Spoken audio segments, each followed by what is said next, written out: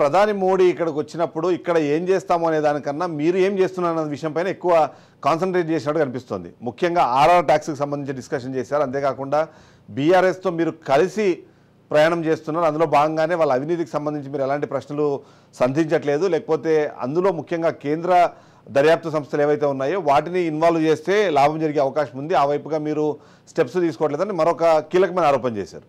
ఏమంటారు మీరు? ప్యానెల్లో ఉన్నటువంటి సోదరులకి నమస్కారం. అన్న మాట్లాడుతున్నటువంటి దాంట్లో అర్థం పర్థం లేనట్టుగా ఉంది. ఎందుకనంటే మేము యాంటీ గవర్నమెంట్ లైన్ లో పనిచేసినప్పుడు మరి బీజేపీ నిజంగానే పనిచేసిందో లేదో దీన్ని బట్టి అర్థమవుతుంది. వాళ్ళు కేవలం కేసీఆర్ తోనే డూ ఫైట్ చేశారు కాబట్టి ఇవాళ కూడా మళ్ళీ కేసీఆర్ కే మద్దతుగా మాట్లాడుతున్నట్టుగా కనబడుతుంది. ఇవాళ ప్రధానమంత్రి ఇక్కడికి వచ్చినప్పుడు ఆయన మాట్లాడాల్సింది ఏంటి? 10 సంవత్సరాల్లో చేసినటువంటి అభివృద్ధి. 10 సంవత్సరాలు టీఆర్ఎస్ గవర్నమెంట్ కంటిన్యూ ఉన్నది, దేశంలో నరేంద్ర మోదీ కంటిన్యూగా ఉన్నారు. మీ ఇద్దరు చేసింది ఏంటి? ఈ రాష్ట్రాన్ని విధ్వంసం చేశారు. 10 సంవత్సరాల్లో 100 సంవత్సరాల విధ్వంసం చేసి మీరు ఇవాళ మొత్తం ఏమీ లేకుండా ఇవాళ ఖాళీగా చేసి పెట్టినారు. దీనికి 100% టీఆర్ఎస్ కి ఎంత భాగస్వామ్యం ఉన్నదో భారతీయ జనతా పార్టీకి కూడా అంతే భాగస్వామ్యం చెప్పాల్సిన అవసరం ఉంది. ఇక ట్యాక్స్ల గురించి వాళ్ళకి మాట్లాడే నైతిక హక్కు ఉందని అడుగుతున్నాను నేను. ఒకవేళ ఎక్కడైనా అలా జరిగినట్టు మీ దగ్గర ఏమైనా ఆధారాలు ఉంటే బయట పెట్టండి. రాజకీయాల కోసం ఉత్తగా వేగ్గా మీరు చెప్పుడు ముచ్చట్లు మాట్లాడడం అని అంటే ఒక ప్రధానమంత్రి స్థాయిలో ఉండి ఆయన మాట్లాడినటువంటి మాటలు రాజకీయ కోణంలో చెప్తున్నట్టుగానే కనబడుతుంది తప్ప నిజంగా చెప్పినట్టుగా అది లేదన్నది అది ప్రజలకు కూడా అర్థం అవుతుంది.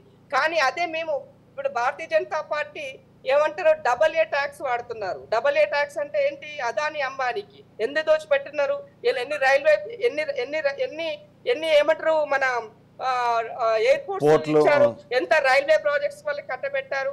ఇక్కడ సరిపోలేదన్నట్టుగా శ్రీలంక కూడా ఫోన్ చేసి చెప్పారు. ఇవన్నీ మా దగ్గర ఉన్నటువంటి ప్రూఫ్లు మేము చెప్పినటువంటివి. మరి మీ దగ్గర ఉన్న ఆధారాలు ఏమున్నాయి? ఏ బేస్ తో మీరు RRR ట్యాక్స్ అని మాట్లాడుతున్నారు? ఇవాళ RRR కన్నా RRR ఎక్కువ వసూలు చేస్తుందని మాట్లాడినారు. అంటే ఆయనకి అలా ఆ స్థాయి వ్యక్తికి మాట్లాడేటువంటి పరిస్థితి ఉంది అని అంటే ఇక్కడ స్క్రిప్ట్ రాసిస్తే ఆయన చదువుతున్నారని మాత్రమే చెప్పాల్సిన పరిస్థితి ఏర్పడ్డది.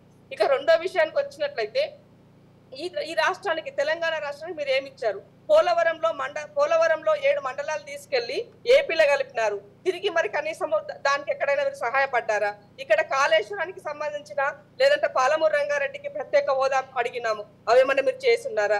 ఇవాళ కాళేశ్వరం గురించే మాట్లాడతలేరు, మేడిగడ్డ గురించే మాట్లాడుతున్నారని అడుగుతున్నారు. ఇవాళ కాళేశ్వరం అయినా మేడిగడ్డ అయినా రెండు ఒకదానికొకటి సంబంధం ఉన్నటువంటిది. అవి లింకప్ ఉన్నటువంటి ప్రాజెక్టులే తప్ప రెండు వేరు ప్రాజెక్టులు కాదన్నది గుర్తించాల్సిన అవసరం ఉంది. ఇవాళ మీ నుంచి కదా రిపోర్ట్ రావాల్సింది. మీరు రిపోర్ట్ ఇచ్చిన తర్వాత ఇక్కడ చేసినటువంటి దాన్ని బట్టి నెక్స్ట్ యాక్షన్ ఏం చేయాలి అన్న దానికి ఎలక్షన్ కోడ్ అయిపోయిన తర్వాత తప్పకుండా అయితే మీరు AA ట్యాక్స్ గురించి మాట్లాడారు. మీరు AA ట్యాక్స్ గురించి మాట్లాడారు. అదే విషయం ఇవాళ మోదీ గారు మరొకసారి మెన్షన్ చేస్తున్నారు. ఆ AA ట్యాక్స్ గురించి మీరు మాట్లాడారు, కానీ ఇప్పుడు రాహుల్ గాంధీ సైలెంట్ అయిపోయారు. రేవంత్ రెడ్డి గారు వెళ్ళి ఆయనతో ఎంఓఈలు చేసుకుంటున్నారు. వాళ్ళు నిజంగానే అవినీతి పరులో లేకపోతే ఇట్లాంటిది ఏదైనా అంటే బుల్డోజ్ చేసి అభివృద్ధిని వాళ్ళు మాత్రం పర్సనల్గా అభివృద్ధి చెందుతున్న అనుమానం మీకుంటే వాళ్ళతో కలిసి మీరు ప్రయాణం చేసే అవసరం ఏంటి అన్నది మోదీ గారు ఇవాళ ఆ ప్రశ్న కూడా ఇస్తున్నారు.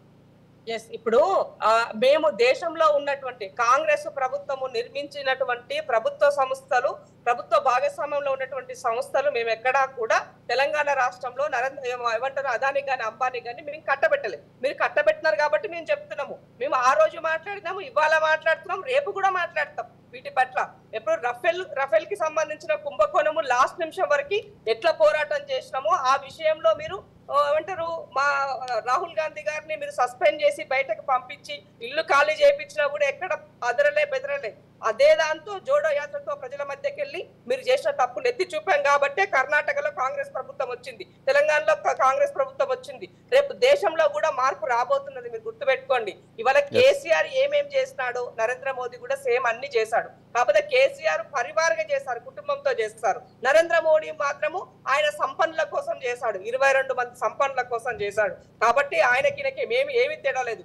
ఈయన 7 లక్షల కోట్ల అప్పు చేశాడు, ఆయన అంతకు మించి 100 లక్షల కోట్ల అప్పు ఆయన చేశాడు. దీంట్లో వాళ్ళిద్దరిని ఎక్కడ మనం ఈయన కూడా ట్యాపింగ్ల విషయంలో ఈ ప్రభుత్వంలో జరిగినట్టుగా మనకు మొన్నదాకా చూసాము. అక్కడ కూడా ఏమంటారు దాన్ని ఏమంటారు ఫోన్ ట్యాపింగ్ జరిగినట్టుగా ఏపీలో జరిగినట్టుగా ఎన్నో ఆరోపణలు ఆ రోజు కేంద్రంలో ఉన్నటువంటి దాంట్లో లేదా మన వేప జరిగినటువంటి పేరు ఎగ్జాక్ట్ నాకు గుర్తులేదు. సో అట్లా అంటే ఇప్పుడు ప్రభుత్వం మారితే గానీ ఇవన్నీ బయటకు వస్తాయి. కేసీఆర్ ప్రభుత్వం మారి కాంగ్రెస్ ప్రభుత్వం వచ్చింది కాబట్టి కేసీఆర్ చేసిన తప్పులన్నీ బయటపడతాయి. సో అందుకే నేను దేశ ప్రజలకు పిలిపిస్తున్నాను, ఇవాళ మార్పు రావాల్సిన అవసరం ఉన్నది, ప్రభుత్వం మారాల్సిన అవసరం ఉంది. అప్పుడు వాళ్ళు చేసిన తప్పులన్నీ కూడా ఈ సమాజానికి తెలిసేటువంటి అవసరం ఉంది. ఇవాళ ఒక మీడియాను వాళ్ళ చేతిలోనే ఉన్నది, వ్యవస్థలు వాళ్ళ చేతిలో ఉన్నాయి, ప్రశ్నించే గొంతుకలన్నీ నొక్కిస్తున్నారు. కాబట్టి ఎక్కడ మీరు చేసినటువంటి తప్పులు బయటకి కనిపించేదానికి మీరు ఎక్కడెక్కడ ప్యాచప్లు వేస్తున్నారు కాబట్టి అది తెలియట్లేదు.